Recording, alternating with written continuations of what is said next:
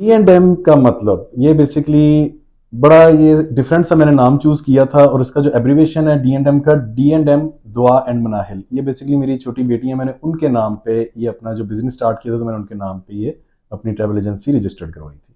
देखिए, travel and tours ये company provide करती है टूरिज्म सर्विसेज। हम लोग बेसिकली फाइल प्रोसेसिंग, उम्रा, टिकटिंग सर्विसेज प्रोवाइड करते हैं। तो ट्रैवल एंड टूर्स और एजेंट्स, इसमें थोड़ा सा डिफरेंस है, लोगों को इन चीजों का भी कुछ आइडिया नहीं है। ट्रैवल एंड टूर्स गवर्नमेंट में रजिस्टर्ड है, हम लोग गवर्नमेंट से रजिस्टर्ड हैं। डीटीएस डिपार्टमेंट, जो डिपार्टमेंट ऑफ टूरिज्म सर्विसेज, जो आपको लाइसेंस प्रोवाइड करता है, जो गवर्नमेंट के अंडर में होता है, हम लोग उनसे रजिस्टर्ड हैं। तो हम लोगों को इजाजत होती है, हम लोग टूर प्लान्स बना के दे सकते हैं, ग्रुप्स लेके जा सकते हैं, उम्रा कर सकते हैं। हम लोग इससे रिलेटेड सारे काम लीगली पाकिस्तान में हम लोग लोगों को सर्विसेज सिर्फ दे सकते हैं और अपनी सर्विसेज की फीस लेते हैं। इसके अलावा हम लोगों को इवन के हज करने की भी इजाजत नहीं होती, क्योंकि हमारे लाइसेंस में ये चीज मेंशन नहीं है। जो चीजें लाइसेंस में मेंशन है, हम लोग सिर्फ लोगों को उन्हीं सर्विसेज को हम लोग उनको प्रोवाइड कर सकते हैं। हम लोगों को भी अपने जो क्लाइंट्स हमारे पास आते हैं, अपने आप को प्रूव करने के लिए, अपने आप को एक सच्चा साबित करने के लिए, हमें भी बड़ी मेहनत उन पे करनी पड़ती है, क्योंकि जो भी क्लाइंट मेरे पास आज तक आया है वो पीछे से अपने कुछ ना कुछ अमाउंट नहीं जाया करके आया।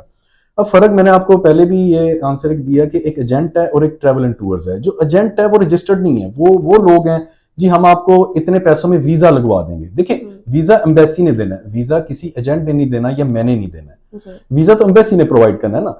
आप जितने भी लोग हैं, मैं सबको यही बार बार अब कहूंगा कि आप लोग किसी के पास जाते हैं, आप सबसे पहले ये देखें कि क्या जिनके पास हम गए ये डीटीएस डिपार्टमेंट में रजिस्टर्ड है, ये वैलिड लाइसेंस होल्डर है। आपने कोई पेमेंट करनी है, आप कंपनी के बिहाफ पे कंपनी अकाउंट में करें, और आप ये देखें कि ये रजिस्टर्ड है कि नहीं है, देन आप उसके साथ जो सा है आगे जो भी आपने डील करनी करें। जितने भी ट्रैवल एंड टूर्स वाले हैं, कोई भी आपको वीजा नहीं लगवा के देता, आपको ओनली सर्विसेज प्रोवाइड करता है जो एम्बेसी ने आपको वीजा जो सा देना है। हमने सिर्फ आपको सर्विसेज प्रोवाइड करनी। तो लोगों को मैं यही कहता हूं कि इतने पैसे आप लोगों को देके जाया करवाते हैं, तो यही आप मेहनत अगर अपने डॉक्यूमेंट्स पे कर लें, 2-3 ज्यादा कितना 6 महीने लग जाते हैं, उसमें आप अपने टैक्स के डॉक्यूमेंट बनवाएं, अपनी कंपनी रजिस्टर्ड करवाएं, आप एक तरीके के साथ चलें जहां पे आपने इतने पैसे जाया करने हैं, कहां 10 लाख और कहां 50-60 हजार रुपया, तो आप 6 महीने के बाद अगर आप लीगल तौर पे वीजा अप्लाई करते हैं, तो मेरे ख्याल से कि ये ज्यादा बेहतर है। और लोगों में ये अवेयरनेस अब आनी चाहिए। ये जो 10-10 लाख, 15-15 लाख, ये किसी के पास दराज में वीजे नहीं पड़े होते कि वो निकाल के उसको लगा के दे और वो ट्रैवल करने। टूरिज्म पे जाने के लिए जो मोस्टली कंट्रीज हैं जो हमारे टूरिज्म को वेलकम भी करती हैं, उसके अंदर मुख्तलिफ कंट्रीज हैं जिनके मैं आपको कुछ के नाम बताता हूँ। थाईलैंड हो गया है, मलेशिया हो गया है, उसके बाद जापान हो गया है, अजरबैजान है, टर्की है। ये कंट्रीज वो हैं जिनमें अगर आप जाते हैं, लोग अक्सर यहाँ पे ट्रैवल हिस्ट्रीज भी अपनी बनाने के लिए जाते हैं, इनको वीजाज इजीली मिल जाते हैं। ये वो कंट्रीज हैं जिनके ई वीजाज हैं। इसमें बैंक स्टेटमेंट की देखें जरूरत है। अब अजरबैजान है, उसमें बैंक स्टेटमेंट भी नहीं मांगते, वो आपको इजीली वीजा प्रोवाइड कर देते हैं, लोग जाते हैं वहां से टूर करके आते हैं। जो कंट्रीज पाकिस्तान को बैन करती है उसमें दुबई इस वक्त आ गया हुआ है। देखें, दुबई के वीजाज नहीं लग रहे हैं, और वो हमारे ही लोगों की अपनी ही गलतियां हैं जिनकी वजह से इन्होंने हमें रिस्ट्रिक्ट किया हुआ है। अब सऊदीया के अंदर भी जो कुछ माजी में चलता रहा है आपके सामने है कि लोग कुछ वहां पे गए हैं, उन्होंने वहां पे मांगना वगैरह शुरू किया, उसकी वजह से हमारे ऊपर भी बैन लग गया। इसमें फिर नुकसान हम जैसे लोगों का और दूसरे लोगों का होता है। जो एलिजिबल लोग हैं वो लोग भी इसमें मारे जाते हैं। तो मैं यही हर बंदे को यही कहता हूं कि अगर आप कोई भी विजिट वीजा लगवा के जाते हैं, अगर आपने किसी दूसरी कंट्री में स्टे करना है तो आप इलीगल स्टे मत करें। आप वहां के रूल्स एंड रेगुलेशन के साथ अपने डॉक्यूमेंट्स पूरे करके आप लीगल अपना स्टेटस चेंज करा सकते हैं। ये तो विजिट वीजे पे आपको इजाजत है ना। आपके पास अगर स्टेटस चेंज हो गया है तो then you will convert your visa, आप उसको वीजे को चेंज करवा सकते हैं। लेकिन इलीगल की वजह से तो हमारा भी मुल्क बदनाम है, हमारी गवर्नमेंट भी फिर उसमें प्रॉब्लम में आती है, और जिस मुल्क में लोग रह रहे हैं उनकी भी गवर्नमेंट तंग होती है, और फिर हम जैसे लोगों को प्रॉब्लम होती है कि हम लोग जब टूर प्लान करते हैं, एयरपोर्ट पे वेरिफिकेशंस, फिर जहां पे वो जा रहे हैं उधर वेरिफिकेशंस, वो इन्हीं लोगों की वजह से जो सा फिर हमें भी प्रॉब्लम क्रिएट होती है। तो मैं यही कहूंगा कि आप कहीं पे भी जाते हैं अपने मुल्क का नाम खराब मत किया करें, तो जिसकी वजह से जो सा फिर दूसरे लोग भी तंग होते हैं। डंकी, ये तो आप अपनी जान के साथ खेल रहे हैं ना। ठीक है, आप 10 लाख, 15 लाख, 20 लाख दे के आप अपनी जान गंवाने जा रहे हैं।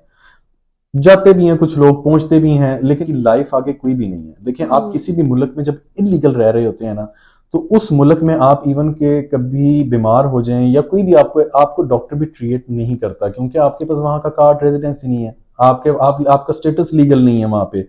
तो ये काम तो मेरा ख्याल है कि जो गवर्नमेंट ने एक्शन इस पे लिया है कि इन चीज को रोके, ये इसको रोकना चाहिए, क्योंकि कई लोग जो से हैं वो अपने बच्चों को भी गवा बैठे हैं इस तरह। बस हमारे मुल्क का थोड़ा सा कल्चर ही इस किस्म का है कि जी ये चला गया बाहर तो मैं अब बेशक मौत के मुंह से निकल के जाऊं।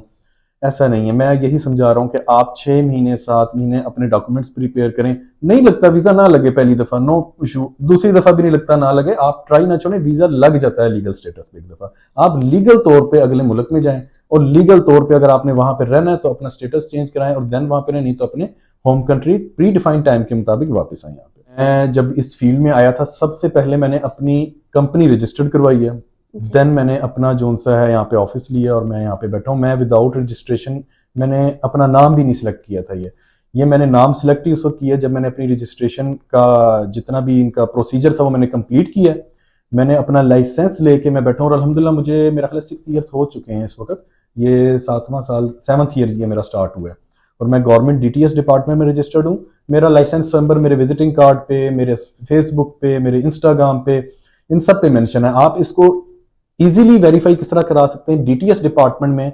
आप सिर्फ मेरी ट्रैवल एजेंसी का नाम ले लें, उनको लाइसेंस नंबर बेशक ना दें, वो आपको वहां से वेरीफाई कर देंगे कि बिल्कुल ये रजिस्टर्ड है। और दूसरा एक चीज और पेमेंट्स के हवाले से मैं करना चाहूंगा कि जितने भी क्लाइंट्स जो ये मेरी बातें सुन रहे हैं, जो लोग सुन रहे हैं, कोई भी पेमेंट के हवाले से बात होती है, कैश किसी को नहीं देना। कंपनी में जितने लोग काम कर रहे हैं उनके अकाउंट में नहीं ट्रांसफर करने। पेमेंट्स जितनी भी हैं कोशिश करें कंपनी अकाउंट में ट्रांसफर की जाए। इनवाइस लाजमी उनसे लें, ट्रैवल एजेंसी के बारे में पूछें रजिस्टर्ड है कि नहीं है, देन आगे फर्दर आप प्रोसीजर अपना स्टार्ट करवाएं। कोई डन बेस नहीं होता, ये डन बेस सब झूठ है, डन बेस पे कोई काम नहीं है। जो लोग ये कहते हैं कि वीजा लगने के बाद हम लोग इतने पैसे लेंगे, इस चीज से भी बचें। देखिए वीजा लगने के बाद एजेंट का कोई काम नहीं है, इसका कोई कमाल नहीं है। एजेंट का कमाल सिर्फ यह है कि उसने फाइल प्रिपेयर करके दी है। आपने डन बेस पे नहीं बात करनी किसी से, आपने ये बात नहीं करनी कि वीजा लगने के बाद हम आपको इतने पैसे देंगे। वीजा आपको एम्बेसी ने देना है। अगर आपने पैसे देने तो फिर एम्बेसी को दें जाके, क्योंकि असल डिसीजन तो उसने लेना है। ट्रैवल एजेंट एक डॉक्टर की तरह सर्विस प्रोवाइड कर रहा है। देखें आपके पास एक पेशेंट आया है, आपने उसको चेक किया, ठीक है, आपने उसको दवाइयां लिख के दे दी हैं और डॉक्टर ने भी आपको यही कहा है कि देखें जी आपको सेहत अल्लाह ने देनी है, मैंने अपना काम कर दिया। तो हम लोग भी यही समझ लें कि डॉक्टर हैं ट्रैवल एंड टूर्स के। हमारे पास क्लाइंट आया, हमने उसके डॉक्यूमेंट्स प्रिपेयर करने हैं, उसके पहले डॉक्यूमेंट्स चेक करने के क्या आपके डॉक्यूमेंट्स पूरे हैं, क्या आप एलिजिबल हैं। आप एलिजिबल हैं तो हमने आपको जो उनसे आगे फर्दर गाइड करना है और आपकी फाइल प्रिपेयर करनी है। और आखिर में हमने भी कहना है कि हमने अपना काम कंप्लीट कर दिया। देखिए अब आगे एम्बेसी ने आपको वीजा